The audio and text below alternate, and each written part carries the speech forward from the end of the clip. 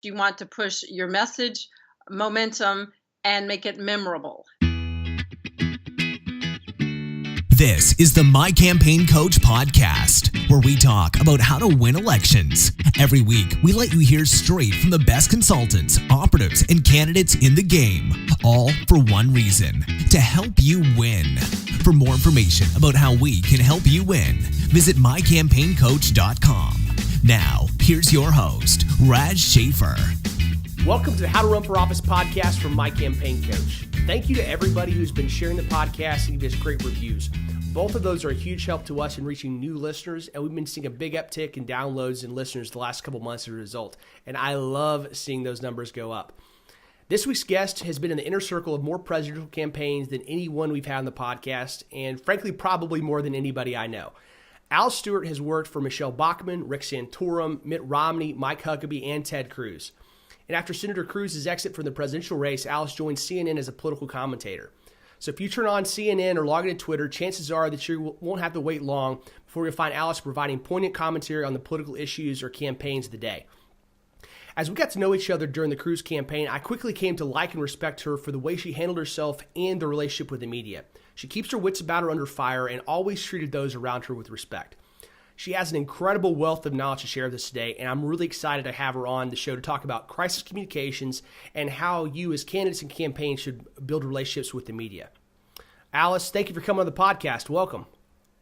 Raz, it's great to be here with you, and it's good to talk after it's been a while since the campaign, so it's good to catch up. It has been far too long, and I'm excited to get to talk to you about just all the different campaigns you've been on, and I appreciate taking time out of your schedule and being up there in New York and running around, traveling the world like you do. Thank you for coming on the podcast and being able to share a little bit of information with us today. Well, I'm happy to, and your introductory was so flattering. I think it's all downhill from here, so let's just end it right here. Well, you know, I told you we'd keep you up here for a little bit. So what I want to do is let's start out by kind of talking about your background. I'd love to find out more about kind of where you come from, and obviously with 5 presidential campaigns and gubernatorial campaigns and CNN, you've been able to accomplish some incredible things. But let's talk a little bit about how you got there and what got you involved in politics in the first place. Well, let me just say, first off, I've been really blessed to have done the things that I've been able to do in my career. And I started out actually as a news reporter and anchor in Savannah, and then I moved to Little Rock actually to cover the Whitewater trials, which goes to show how old I am. And over the years, I became friends with Governor Huckabee, and it's difficult as a journalist to actually build a relationship with someone you're covering, but he's such a great person, a kind person. And it really started when he lost weight, and I recommended that he run a marathon, and he said I was crazy. And so I trained him for a marathon, and we got to be good friends. And it got to a point in my career, I was like, well, this politics thing sounds kind of interesting. And an opening came up in his governor's office, and I went to go work with him there. And one thing led to another. That was around 2006. And when he ran for president, I was blessed to get to be a part of the 2008 campaign. And kind of the rest is history. I was fortunate to get in on the ground floor of a pretty bare-bone campaign, and given the character of Mike Huckabee and what this country needed at the time and his ability to connect with the people, we managed to do something that very few politicians have been able to do, and that is get out there, have the right message and the messenger, and create something that is truly memorable and made a great impact. But at the end of the day, in politics, you also need money, you need the party support. But that's how I got into it. And then from there, I was fortunate to, continue. I went back to Arkansas, and I worked as Deputy Attorney General for a while. And when the next presidential campaign came along, I was fortunate to work for Michelle Bachmann. And a lot of that came from the same people that worked with Governor Huckabee or working with her. And when she got out, I went to work for Senator Santorum, who's very similar message. I've been blessed to work with, strong social conservatives that support life and traditional families and faith and freedom, and thankfully, God, guns, and grits oftentimes. Absolutely. Yeah, and then it just kind of progressed from there. I got, sort of out of politics a little bit, and had a radio show in Arkansas, and then this time I was fortunate. I worked with Huckabee to start off, and then I was brought on the Cruz campaign, which, I think was such a great blessing because, as you know, you don't find someone more committed to the Constitution and the rule of law, and certainly his faith and freedom. And he is someone that when he sets his mind to something, he's not going to get swayed by, fancy dinners in D.C. He is someone that when he makes a commitment, there's no wavering from it. And that was something great to work for someone like him, because you knew what he said today was what he would say tomorrow and the next day and the next day. And consistency is a rare thing in politics, because a lot of people, as you know, stick their finger in the wind. Whichever way the wind blows is where they go. And that was not Ted Cruz. Well, we've got a chance to talk to a lot of the other campaign alumni, and I've shared a lot about my experience. And I tell you what, my time with Ted Cruz is something that I treasure. I learned a lot from the guy and have and hope to in the future. And he's somebody that love him or hate him, and I've disagreed with him in the past, and I'm sure I will in the future. Whatever he's doing, he truly believes that it's the right thing to do. He's thought about it, he's considered the options, and he's taken the path that he believes is best for the country, not just himself or his bank account. And while I may not always agree with him, I do a lot. He's somebody that I have immense respect for, and I'm really passionate about helping more men and women of principle get involved in politics and win elected office. And that's a lot of why we're doing the podcast and why I do the campaign coaching. And I think that that's really what we have the biggest deficit of. It's not Republicans or Democrats. It's just good people that are willing to stand for something important. And if we're able to get more men and women who will do that, I think our country's going to be headed in a much better direction. Right. If I can just say this right now, what we were able to do on the campaign was one thing. We had a great team that worked together. In Houston, a lot of us oftentimes traveled on the road and had a phenomenal team under the leadership of Jeff Rowe. Of course, everything starts at the top with Senator Cruz. But we could not have done what we did with regard to really communicating with people across America without the work that you did and others out there helping us to get the message out there. And people know you and know what you stand for, and know when Raz is saying, hey, this is a person of principle, they believe it. Of course, we're going to say that. We were paid to do that. But what you were able to do, and others like you that helped us get the message out, was so critical. And, I hope you continue to do that. And I hope others, if they either get on a campaign or do what you did, just working with us to reinforce what we're doing from the campaign is a big part of what we had to do and the success that we did have. Well, thank you, Alice. That's why we're doing what we're doing, and we want to see more and more good people getting elected to do great things. And that's I want, guys, a couple things I want you to share today that are going to help them with that. And let's start out talking about you have background both being in the media, being on campaigns, being in and out of politics. Let's start out talking about how you build the right relationships and how candidates should view the media and start out building their media strategy. Because I think a lot of people look at it from the wrong way. They're either scared of the media or they're angry or assume that they're going to be covered badly, so they react in a overly defensive posture. So start talking about how you think they ought to view that media. Right. Well, I think that's such an important question given the current nature of politics, with all of the media, or many in the media, being labeled as fake news. And there's the idea that don't believe anything that they say, unless, of course, they write something favorable. What I've learned being on both sides of the media, whether I was a journalist or being in politics, relationship building is critical. And when I was a journalist, I went out of my way to make sure and get to know the elected official or the candidate and their spouse and build that relationship. But when it came to the story, it was the facts and making sure I got both sides of the story and getting the facts right. Now in politics, the best advice I could give to anyone, whether they are running for office or running a campaign or overseeing a communication shop, is to build on those relationships. And certainly they're not going to take your press release and run it like a news story, but you're certainly going to get more favorable coverage when they know that you respect the job that they do. And also a caveat to that is, keep in mind, the media might be friendly, but they're not your friends. And right. Sometimes they will go out of their way to ingratiate themselves with you. And that's part of the job.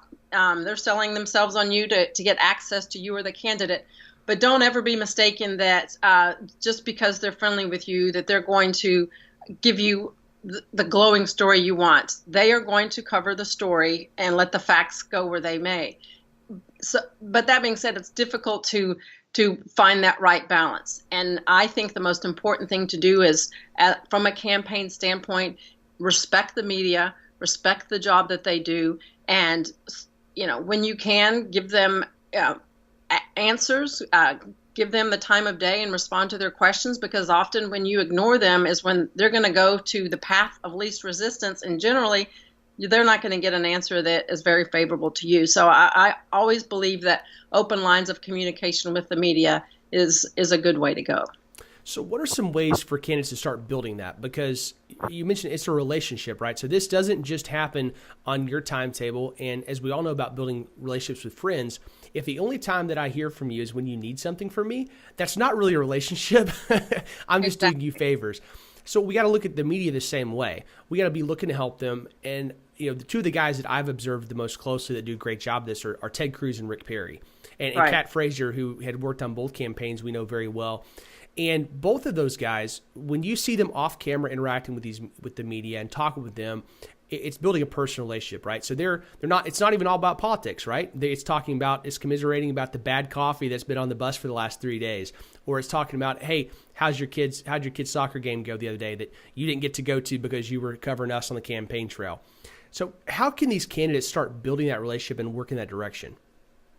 There's so many ways to do it. And as you say, Kat Frazier is phenomenal at her job. And sometimes that is finding a way for your candidate or elected official to maybe go have dinner with someone. You try to steer away from going to have drinks, but you go to dinner. What Rick Santorum would invite the media to go bowling with him. Governor Huckabee would invite them to a place where he's playing music sometimes.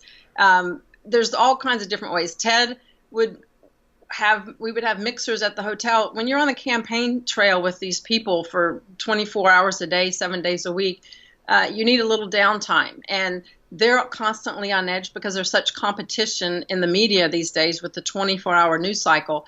So they're always trying to get something the next person is not going to get. You have to have that time. Okay, off the record, let your hair down, let's just chat and get to know each other. And some of the best times, and I think the media was most appreciative, is when on the Cruz campaign, we would say, okay, we're getting into the hotel at 10 o'clock at night. Let's have a little mixer down in the hotel lobby for an hour. And of course, it would end up being 2 or 3. But you have to have that. Just whether it's getting together for coffee with the press or doing something that you enjoy doing.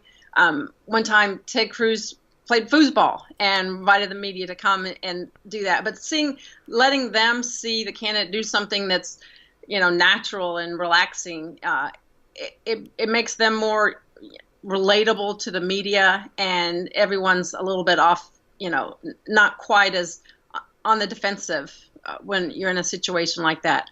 I recently spoke at a conference in Canada about this notion about this wasn't the party in power right now. They're, when they run for re-election, they're hoping to be. And to the point you just said, if you never hear from someone and then all of a sudden they call you, you're like, okay, what kind of mess are you wanting me to clean up? And for that very reason, I said, now is the time you need to be building these relationships with them. You're not the party in power. Mm-hmm. Not going to give them a story. But when you are, you're going to want them to be able to communicate your message. And they're like, well, they're not going to really want to be talking with me now. We don't have anything to give them. And I said, that is all the more reason you build these relationships now, because once you're in power, they're going to be on the defensive. So I think it's critical to keep that going. And as you say, that's the number one, danger sign for a reporter. When out of the blue someone calls, they realize that they're about to get spun, and they don't appreciate that. So relationships are critical. You're absolutely right. And watching Ted and Bruce play foosball with the reporters, oh my gosh, that was fun. And you're right, it gives them it personalizes them in a way that I think helps across the board. It helps build the relationship. I think it also helps because too often in politics, especially on the federal level, politicians become impersonal. Well, I think both the media that covers them as well as to the people that are watching and listening and trying to attract them.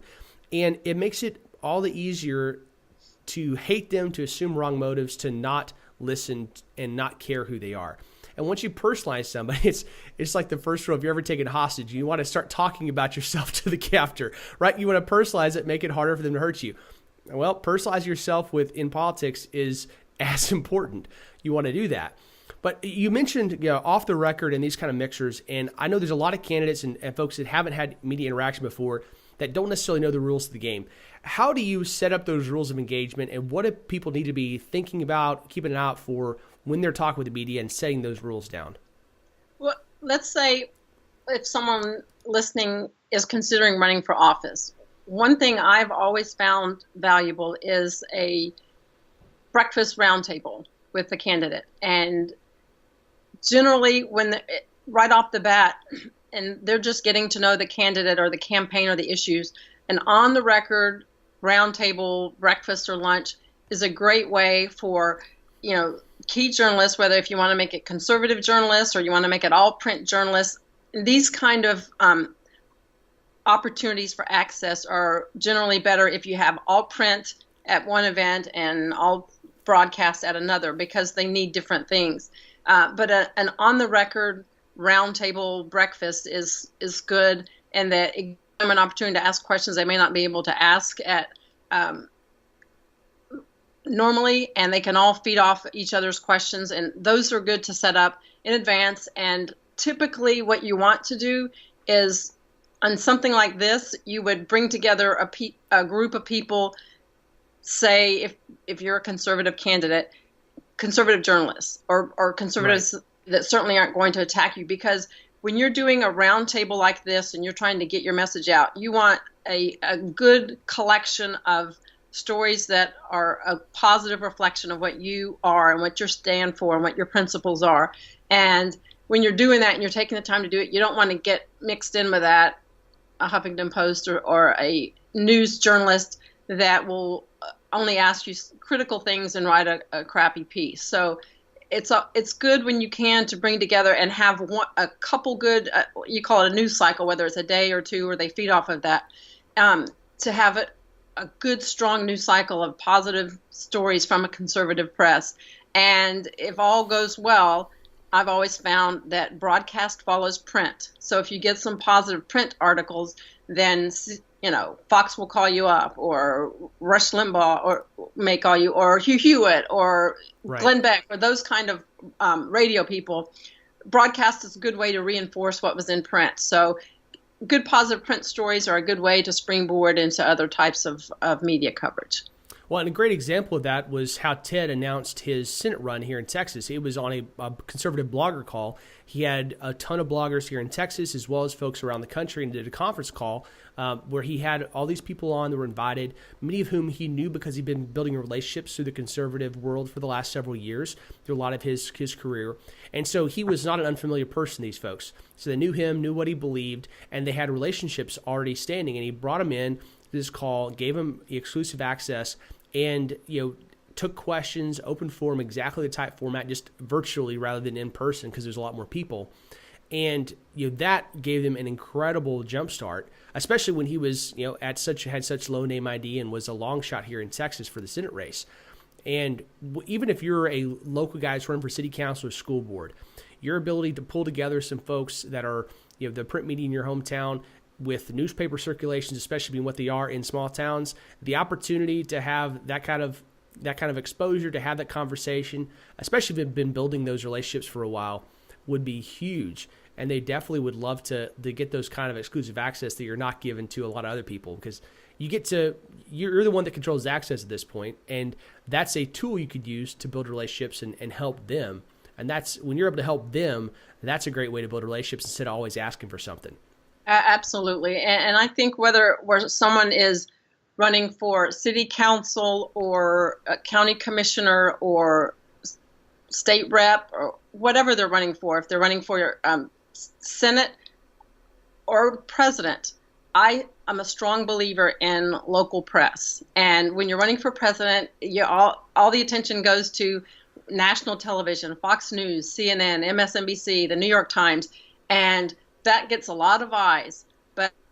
as you know, presidential races are state by state, county by county, town by town, street by street. So what we tried to do on every presidential campaign, you really focus on the local media and building relationships with them. And of course, I could tell you every single reporter in Iowa. I've been there, so much. But that's key, and getting to know those local reporters. And as you say, Ted, knowing all those bloggers. Right. I was impressed with the CNN had a town hall with Paul Ryan, and they talked about all kinds of issues. But one of the CNN producers noted on Twitter that they were impressed that CNN picked the audience, CNN picked the questions, but Paul Ryan knew everybody in the audience. Right. And that was a good example of the fact that he knew a lot of people. Obviously, he's been an elected official in Wisconsin for quite some time, but he clearly had a good rapport and relationship with those people, and that is key, building relationships with the people, but also the press. And when you're running for office, you have to feed the local press. People will make their decisions more on what they see in the Fort Worth Star or the Dallas Morning News more than what they see on Fox News or New York Times, because they trust those people. They're local people, and the local news, they go to church with these people. Their kids play on the same baseball team together. So nurturing the local press is critical. There's one story that I always show when I'm speaking is when Ted was in Pennsylvania, and it's the classic story. When you're garnering local press, you want to push your message, momentum, and make it memorable. And this story was classic in that the reporter started off with Ted Cruz talking about healthcare, taxes, immigration. It was our key talking points at the time, and energy also key in Pennsylvania. They read off our talking points. Ted was able to say, we've got great momentum, things are moving forward. And at the end, he rode on a roller coaster that's really popular in that town. So it made it memorable. So he and he took the time to speak one-on-one with this local reporter, and he got a really nice story because he took the time to speak with them. And Kat was great at it, and we would work really well together with regard to finding out who the key political reporters are in these towns and making sure there was some access, because that's the best way to, as I said, get the message, tout your momentum, because we had some at that time, and find something to make it memorable. In Iowa, you go pet the butter cow. In Wisconsin, you eat cheese, which no one ever had a problem with that. But just do something that's local to them that will make sure that people remember it and realize, hey, this guy's one of us. Yeah, it really helps personalize who you are, and it shows you care about them. And Mark Campbell from working on the presidential, and one of the stories he shared about an old experience he had in Iowa, he talks a lot about, is he was sitting about 2 or 3 in the morning at some diner on the interstate in Iowa, and I was reading a newspaper about some kind of political scandal, and this diner waitress walks up to him and says, "Damn it, I just want to vote for somebody who's like me, who shares my values, is smarter than me, but doesn't act like it." And the listeners know that story well, because I talk about just about everyone, because it crystallizes so well what you want to build, the kind of rapport you want to build with your people. And when you're running around from city to city, even within a district, let alone the country, showing that you care about the individuals, the personalities of those towns, and the people in them is huge. And the way you do it is in small things. It's not in grand gestures. It's like riding that roller coaster in Pennsylvania. That meant something to the people in that town, in that area, and it told them that Cruz likes the same types of things that they do. And it communicates it in a way that he could have made a big speech talking about how awesome this town is, how's the best town in Pennsylvania or the country, and it wouldn't have had nearly the impact that riding a little roller coaster had on them. Absolutely, and those little things are key. And another way also is, when you have 5-6 campaign events a day, you have to stay on schedule, or you're just always playing catch up, and that is not a fun place to be.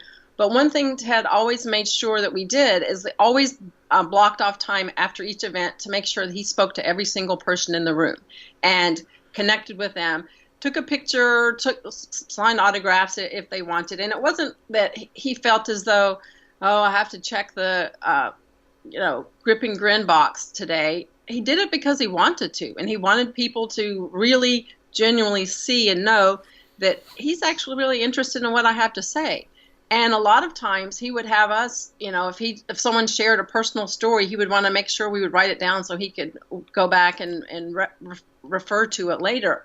But taking the time to speak with people one-on-one makes a huge impact on them. Anybody can steamroll into a town, parachute onto the stage, parachute off, and get back on the plane and go back home and make a great speech and get great news coverage. But the people that are actually making up their mind really want to feel like if he's going to stick around and shake my hand or let my kid take a selfie with him, then he's interested in me.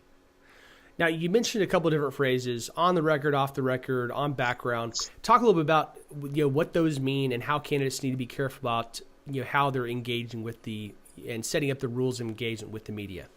Yeah, and this is instrumental really for the candidate and the elected official as well as the staff. And clearly on the record, if every day in the Cruz campaign, I would go through what our talking points and message would be for the next day. If we were going to Iowa, we would talk about energy. If we were going to New Hampshire, sometimes we talked about the opioid crisis. When we were in Iowa, we would talk about the corn industry and ethanol. And you want it to curtail, really focus to the specific area where you're speaking. And sometimes it would be more broad, like healthcare, or if you're introducing a new immigration package, or if you're running for city council and you're saying, hey, I'm going to set aside money to fix the potholes in our street, which is important to a lot of people.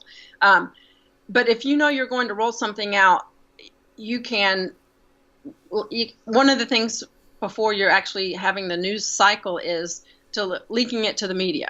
Hey, tomorrow Raz is going to have a press conference about infrastructure improvements in our city and money for potholes. And you leak that to someone on background, and that way you get some coverage before.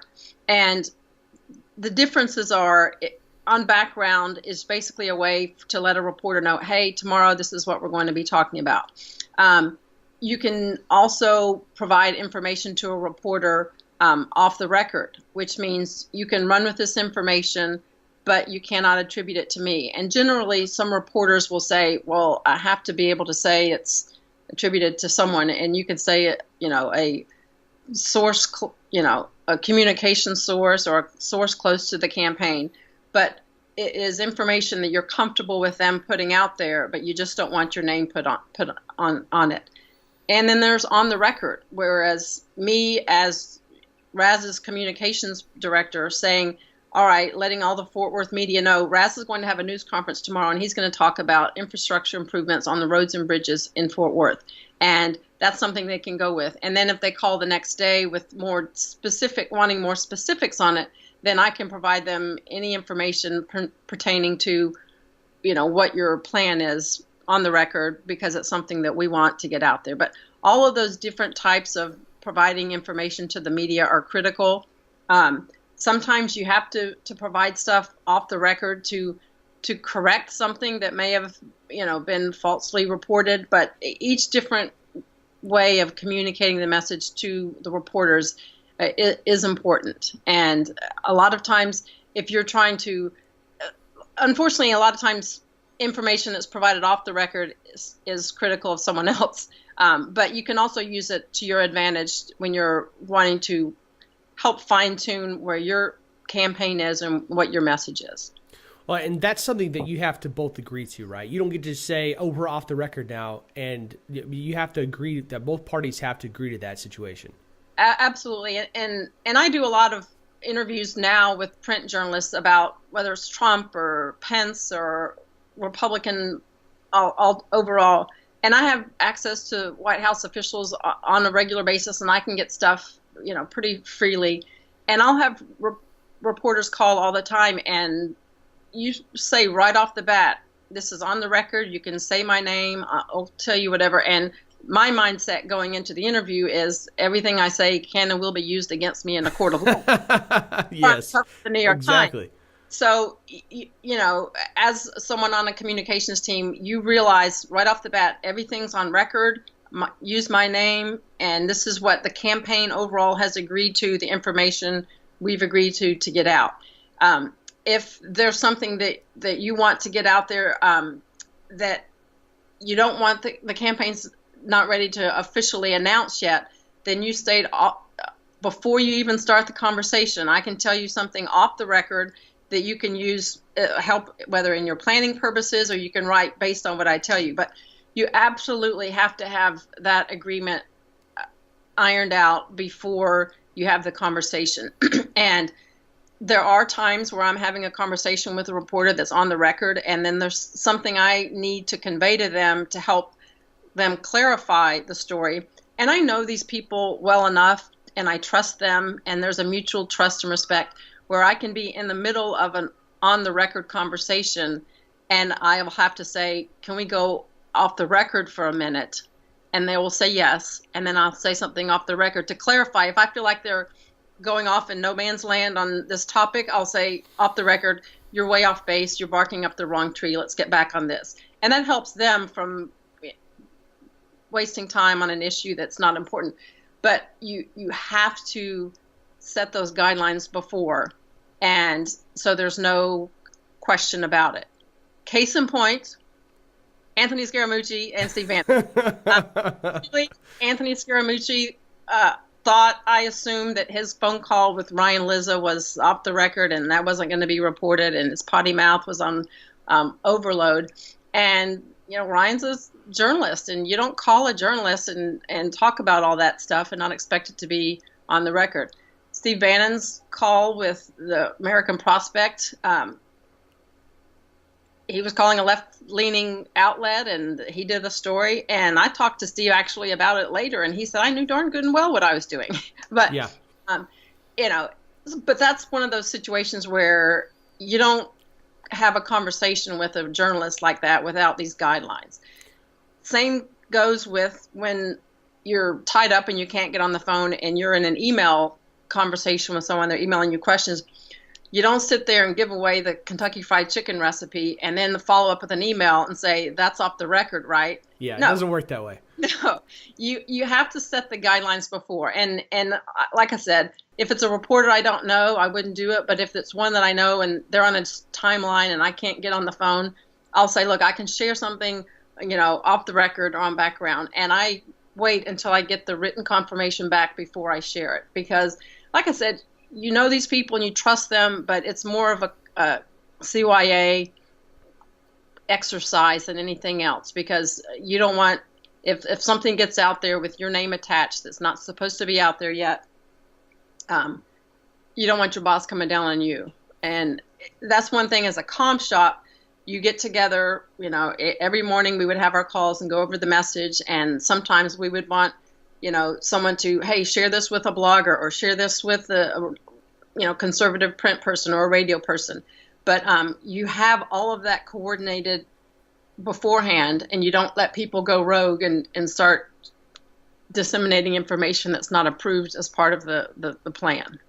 Well, and just because you agree on the ground rules does not mean you totally let down your guard, right?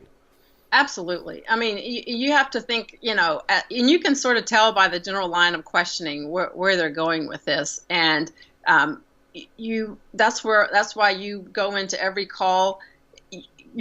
I rarely will call someone back or take a call if I don't already know what the topic is, because I'm not going to be prepared to answer the question. So generally, if someone will say, hey, I need to talk to you, do you have a few minutes? I will generally say, what's the topic? Let me get back with you. And at that point, the team will get together. So-and-so wants to talk about this issue. What are we going to say? What is on background? And you go into a call knowing, or you should anyway, go into any call with a journalist knowing what information you want out there, and making sure that in your head what the communications team is ready to report and not report. And you don't get yourself in a situation where you're wondering, well, am I supposed to say that? I'm not sure. Going into any call or interview with a reporter, what the campaign wants to say and not say. Well, and because you've been tracking the information that's flowing out there, you already know a lot about what this reporter, what they've been writing about y'all, what they've been talking about as far as the race. So you know the general bent they're coming from. You know what they've been writing about other people and about you and your boss. So when you're going into it, you set the ground rules. You know the background from having viewed the other things they're tweeting and writing and saying about the situation. And so you have a good idea of the playing field. And so then that comes back to being deliberate and having a communications game plan. So when you're looking at that, you've already talked a little bit about the fact you have a calendar, right? You have your message of the day. You have based on the timing, based on what you're rolling out, where you're at. You have specific things you're trying to get out there. As a communications team, and talking about general rules for whether you're a small shop of, basically a volunteer and the candidate up to an actual, real communication shop, how do you approach there's those basic steps of being strategic with your message? Okay, there's a handful of ways to get your message out. First and foremost, make sure that you're the one delivering the message and not someone else. You want to define yourself and your message. You don't want your opponent to define you. So when you have a message you want to get out, or say a new issue that you're promoting, one, you write your press release. You write your press release with all your facts, where you stand, quotes, and what you want to say about this. It's always good to throw in some data and supporting information to back it up. You write your press release. You have a news conference. It's always good to have your news conference at an event. Say you're doing a story on the economy, and in 2008 it was always visual to go to someplace in Detroit, an old abandoned warehouse, to say policies have destroyed this, liberal policies in Detroit have destroyed this town. So you want to have a news conference generally at a place that's visual, that reinforces the message that you're trying to give.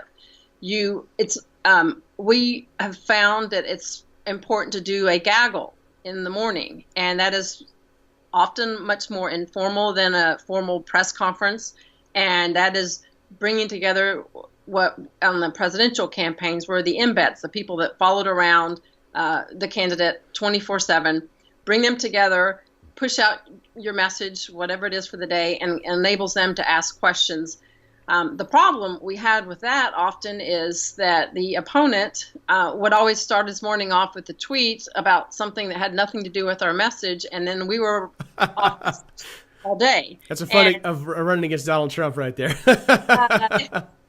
So, we could have, the most well-organized, planned out visual message of the day, and we're off talking about, did Ted Cruz's father assassinate JFK? And those are the kind of things sometimes that a little frustrating. Yeah, I imagine. But the key is, and you also want to do, public events. Sometimes it's just going out and having a speech and giving your message in a public forum.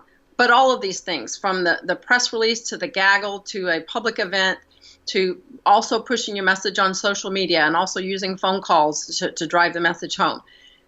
You have that down to a well-oiled machine, but at the same time, you have to be flexible and be able to respond to incoming fire. And there are so many times when we'd have something really positive and strong that was really pertinent to a local town, and it got no traction because we're responding to some nonsense that was coming in from another direction. And you just have to be prepared to handle that. Well, and this is a really good pivot for our conversation to talk about kind of the crisis communication side. And in all the different campaigns you've worked with, from Rick Scott to Santorum to Huckabee to Cruz, you've seen a lot of situations. A lot of times things go like you want it. They go as planned. And you have other days that it doesn't. Sometimes because of unforced errors by the campaign. Sometimes because somebody sends out a tweet that hijacks your message for the day. There's a lot of different opportunities. Sometimes it can be from a staffer that does something they shouldn't have. Talk a little bit about, any stories you can share about what those look like, and then how, from the campaign side, how do you handle that? Because it's not just a quick reaction necessarily. There is a speed that has to be in play, an urgency, but you're not just going off the cuff. Everything you have to do in those situations is deliberate. So how do you balance those two, and what are some of those general rules you think people should have in the back of their mind when they're talking about crisis communications? with regard to crisis communication, obviously, rapid response is the best response. And you have to keep in mind, whether it's via Twitter or someone makes a public statement, in this day and age of everything you say and do on a campaign is picked up in some way, shape, or form, and you're asked about it before you even hear it from another camp oftentimes. And it's critical, don't let lies lie. If someone's saying something that's factually incorrect about you, do not let it sit out there. If they're trying to distort your record or something you have said, don't let it stay out there. And Mark Twain said a lie can travel halfway around the world before the truth puts its shoes on. And he knew that, and this was well before Twitter. So it's important to respond to something, and sometimes this is a product of Oppo research that has dug up stuff on your past, and it is, granted, it might be factually accurate, but it's something that you need to respond to and put it into the correct perspective. And it's important to be prepared for these types of incoming fire and respond rapidly, respond directly to the issue at hand. If they're saying that you as a candidate are not fiscally responsible, then you have 10 bullet points on how you are fiscally responsible. And you do it in all forms. If someone tweets something attacking you, you respond on Twitter. You also put out a statement, and you try to nip it in the bud from the very beginning. Oftentimes, once it's corrected, generally, you put it to bed and move on. But sometimes it begins to take on a life of its own, and then you turn a one-day story into a 3-day story. But you have to gauge that as it happens. But the most important thing is when there's a crisis, communication, whether it's a self-inflicted wound or someone is trying to distract, then you have to respond rapidly. A lot of times what happens is, this happened with Cruz, it happened with Huckabee, on occasions where they're at a speech and they will say something and a reporter will take half of what they said. For example, they will say something and the first part of the sentence is hypothetical, and then they back it up with, but I would absolutely positively never stand for that. Well, a reporter will tweet the first half of the story, which is kind of a hypothetical, as fact, and that becomes the tweet heard around the world, and everyone's reporting it as fact. And then you go right to them and say, look, this is not what he said. And they'll go, oh, I'll just delete it. Well, by then, it's become a headline on Drudge for 3 hours. And that's where you have to have people like Josh Perry and like Brian Phillips, who are watching Twitter constantly and watching all these news feeds and the different reporters that post things quickly. You have to have someone that all the time, especially when your candidate is speaking, watching that. And when you can catch something right off the bat and nip it in the bud, hopefully you can prevent it from becoming a news story. Because an inaccurate tweet that takes something out of context or out of perspective can become a news story by the Daily Mail so quickly. And then every other journalist says, well, it's a news story. Well, it's a news story based on something that's not true. So the quicker you can put out a inflammatory tweet, the greater chance you have of it not blowing up into something that becomes a major distraction. Well, and that's something that you guys did. You mentioned Josh Perry and Brian Phillips, two guys who were focused on rapid response and on social media, directly and nearly exclusively. And those guys headed off more than a few times when there was distracting stuff or things that were said that were untrue or were only part of the story, and helped keep you guys on message. And one of the things about the way they operated is that they both were known to have good judgment when it came to how to handle the situation, because they had a level of autonomy that was different and separate from a lot of the other folks on the campaign, and they had official access to social media accounts because they had experienced Ted and Jeff Rowe and the rest of the team trusted them, and they took it very seriously as far as knowing that if they did something stupid, it was going to be their butt on the line. Right. And so they were careful about that, but and so they were able to take a lot of those quick hits, the things that we got to respond now. We don't get to have an email chain or a conference call. There are other situations where you have to have a little bit. Speed is essential, urgency is important, but you spend some time thinking about it. And frankly, more local campaigns have more time because of the news cycles they live in than a presidential campaign does. So isn't it important that they take that time to make sure they're comfortable with that their strategic goals are being met by their responses? Right. I mean, it's in the day and age of Twitter and split-second news headlines, it's important to address it quickly, but it's more important to get it right than to get it right now. And that's where people like we had on the Cruz campaign were instrumental in that. Many of them had worked with him for many years. They knew his policies. They knew his record. They knew what he had said and not said. And oftentimes, if he was at an event speaking, there's someone back at headquarters that was listening, whether it's C-SPAN or online or, some geeky political site that streamed live these geeky things. So they knew what he said. And so they knew that's not true. And that's important is for you to always be one step ahead of what's going to be tweeted or said about you. And there was often times where, when someone would tweet or push something out that's not true, we knew unequivocally right at the moment that it was not correct and how to respond. But there are times when you have to sit back. You might have to call your, foreign policy expert or your economics expert or your immigration expert and just to double check. And it's also good too if you can pull a quote, whether it comes from a television interview or transcript of a congressional vote. Sometimes you have to take the extra step and pull documentation that shows that.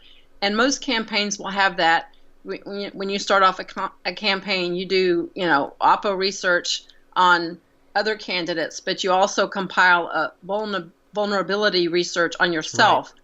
Where are you vulnerable? Where are your areas of attack? And where do you anticipate people attacking your record? And you have someone pull all of your voting record and how you've spoken out on issues. And we had it all in a large book. Some of it was on electric format too. So if someone would tweet or write an article that was incorrect, we would say that is wrong. Here's stats and data to back it up. And when you're showing them word for word from a previous interview or the congressional record of their vote, they have no choice but to back down. So the more you have the information to respond, the better. And we had John Lapp on from Intel's that handled a lot of the vulnerability study research for the Cruz campaign and does that for others. And we talked in great detail about the importance of that. But one of the things we didn't get into with him was just how you go through building out that battle plan. Because what you're talking about is that basically you guys looked at all the vulnerabilities, all the potential attack vectors that people might come at Ted from, and you built a plan that you could literally pull off the shelf or pull up on your iPad and say, okay, we were attacked here. This is the response. We've got the talking points. We have the quotes and the references to the votes taken, to the times he said this, and we're ready to go. That takes a lot of work, but it saves you a lot of time and a lot of news cycles, doesn't it?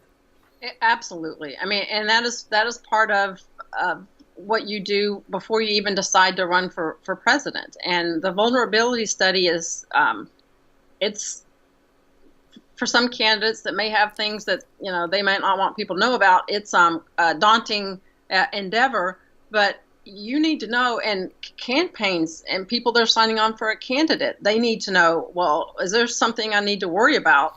Am I going to, stick my neck out and sacrifice time for my family to be with someone that, come to find out, he's got another family that lives up in Oregon? Those are the kind of things that you want to find out about, and certainly their record and where they've stood on issues. And obviously, if someone is now pro-life and you find out they were pro-choice early in the campaign, you need to know those things. And it is very labor intensive. It is expensive to hire firms to do this for yourself. And it's not just a matter of having ammo to attack someone else's, but it's having the shield and armor to protect yourself from incoming fire. And the labor that's done before the campaign and throughout the campaign to compile that is so critical, because when you need it most, when you are under attack, speed is everything and timing is everything. And you need to have all of that ready to fire back when you're receiving incoming. And, it's a matter of, plan your work and work your plan, and you have to plan what is going to happen, what you expect to happen, and the more you plan and the more you have things ready to go, the better you're going to be when the battle starts. You're 100% right. And one of the biggest things that I always emphasize to the candidates that I coach with and through our training programs is that pre-campaign launch preparation. It's building those systems and processes that are unsexy and they're boring until you need them. Right. I know that when I was working in the senator's federal office, we had a basically a disaster response plan that was in a binder, and a lot of companies have these, where it's like everything from active shooter to an earthquake. And you know how often we get earthquakes here in Texas, but we had everything so that if something started to happen, we pulled it open, flipped to the tab where that disaster response scenario was in, and we executed that. We didn't have to worry in the chaos of what to do next, what's the next step, because you're under pressure, you're under fire, and you need to be able to read it out of a book. If you have those things planned out ahead of time, your unforced error rate is going to drop dramatically. And your effectiveness in responding with speed and efficiency, both of which are critical, is going to be very, very high. And I think that if these candidates, if they'll do those vulnerability studies, if they'll think through those attack vectors and responses, that's going to be great. And one of my favorite examples of somebody that should have known better but didn't was Rove and Bush back in 2000 with his DUI coming out. Right. And that was something that if they would have taken an honest assessment of the impact of that coming out, and Rove has said since, I was like, look, we should have come clean on that early on in the campaign, maybe even our announcement speech. Just get it out there, because weirdly enough, for as much thought and planning as they put into that, they didn't believe it was to come out, and they didn't spend the time to figure out, if it does, what do we do? And even if they would have done that, even if they hadn't have, opened it up and talked about it early in the campaign, if they would have just had a response plan, that would have been a different story. But it nearly cost them the election because they didn't have that planned out.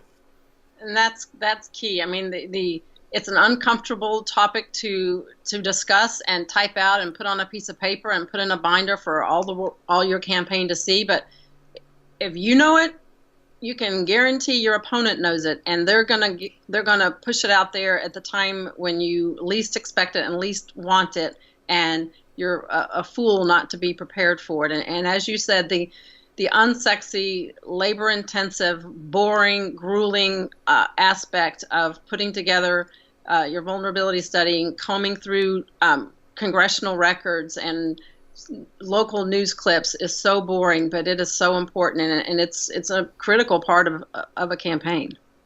Well, Alice, I appreciate so much you coming on today. This has been an absolute pleasure for me. Great to reconnect with you. And I can't thank you enough for what you've been able to share with all the listeners out there.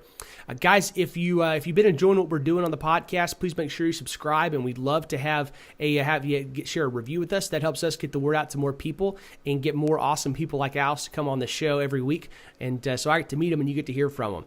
We'll have all the information about how you get a hold of Alice on the show notes. You can look her up on Twitter at Alice Tweet is her handle, and she's always very active on there, and is kind enough to tweet back at a lot of folks and retweet a lot of things that I put out there. So I appreciate that. Alice, do you have any final words of wisdom for us? No, I think it's critical to, as I said, what we talked about is so important. Do the boring research on yourself and others before. Follow all the P's and Q's of getting your message out there. Keep it simple, stupid. You don't want to talk over people. You want to keep it at a level where everyone can understand. And one example of sometimes it's not what you say, it's what you do. And in the Santorum campaign, he got a bad rap for being harsh and cutaways on the debates. He wasn't smiling, and people thought he was Mr. Tough Guy and not sensitive. And one thing changed that overnight, and that is wearing a vest at a debate, at an event. And he became those little sweater vests. Guy, and he became likable and personable just by that one little thing. So I think from a communication standpoint, it's not often what you say, but how you say it, but it's also how you deliver your message, and the optics of things can make a big difference. So visually and vocally, you can communicate your message, and it's just a matter of connecting with people. That's awesome. Well, thank you, Alice, for coming on. I really appreciate it. All you guys that are listening, thank you all very much for tuning in for another week of the How to Run for Office podcast. Be sure to tweet at Alice. It's Alice Tweet is her handle, and we'll talk to you guys again next week. Please subscribe and rate us on iTunes to help spread the word. We'll be back with you next week with more campaign insights from My Campaign Coach.